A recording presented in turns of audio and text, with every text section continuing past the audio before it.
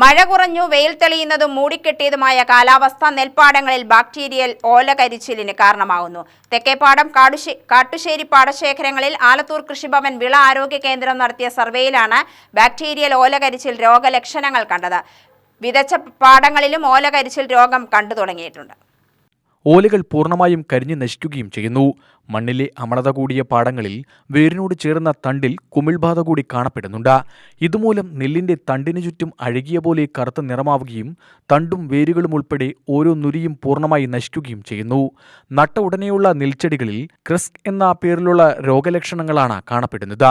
നുരിയിലെ പുറത്തുള്ള നെൽച്ചെടിയിൽ ഓലകൾക്ക് ആദ്യം പച്ചനിറത്തിലുള്ള വാട്ടം വരികയും തുടർന്ന് ഉണങ്ങി വൈക്കോൽ പോലെ വരുന്നതുമാണ് ലക്ഷണം. ആരെങ്കിലും ഒരു ഭാഗത്തെ ചില ചെടികളിൽ മാത്രമാണ് ആദ്യം ലക്ഷണങ്ങൾ കാണുന്നത്. പിന്നീട് വെള്ളത്തിലൂടെ മറ്റു ഭാഗങ്ങളിലേക്കും രോഗം പടരുന്നു.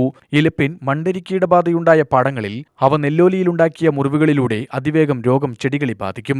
രോഗബാധയുടെ ആരംഭഘട്ടത്തിൽ ചെടികളുടെ തണ്ടിന്റെ അടിഭാഗം മുറിച്ച് വെള്ളത്തിലിട്ടുവച്ചാൽ പുക പോലെ ബാക്ടീരിയയുടെ സ്രവം ഒലിച്ചിറങ്ങുന്നത് കാണാം.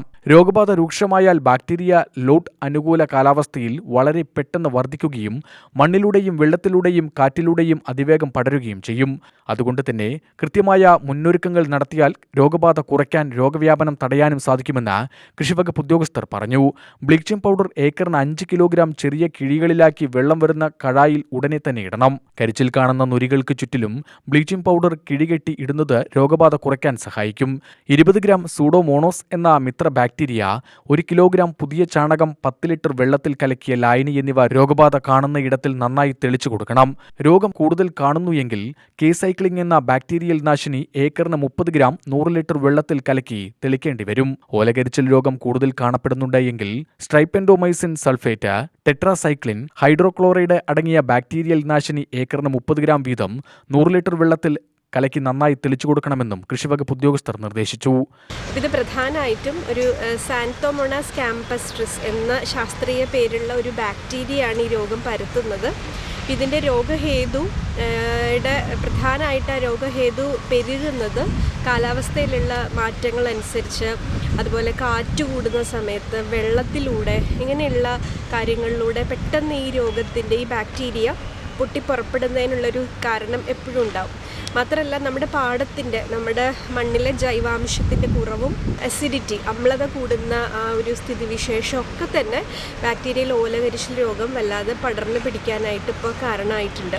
വളരെ പ്രധാനപ്പെട്ട മുൻകരുതൽ എടുത്താൽ മാത്രമേ നമ്മുടെ കർഷകർക്ക് ഇതിൽ നിന്നും നമ്മൾ അതിനെ സംരക്ഷിച്ച് നമ്മുടെ നെൽകൃഷിക്ക് കൂടുതൽ വിളവുണ്ടാക്കാനായിട്ട് സാധിക്കുകയുള്ളൂ.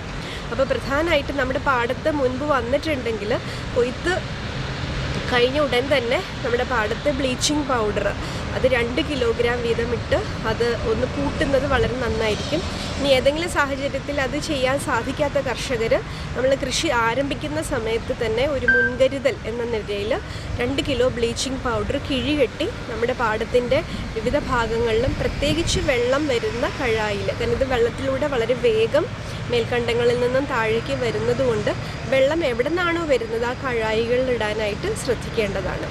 അതുപോലെ തന്നെ പുതിയ ചാണകവെള്ളം സ്യൂഡോമോണാസുമായിട്ട് കലർത്തി തളിച്ചു കൊടുക്കുന്നതൊക്കെ ഒരു പ്രതിരോധം, മണ്ണിലുള്ള നല്ല ബാക്ടീരിയകളെ പെരുക്കാനും ഈ ബാക്ടീരിയൽ ഓലകരിച്ചിലിന് കാരണമാക്കുന്ന ബാക്ടീരിയകൾ കുറവ് വരുത്താനും സാധിക്കും.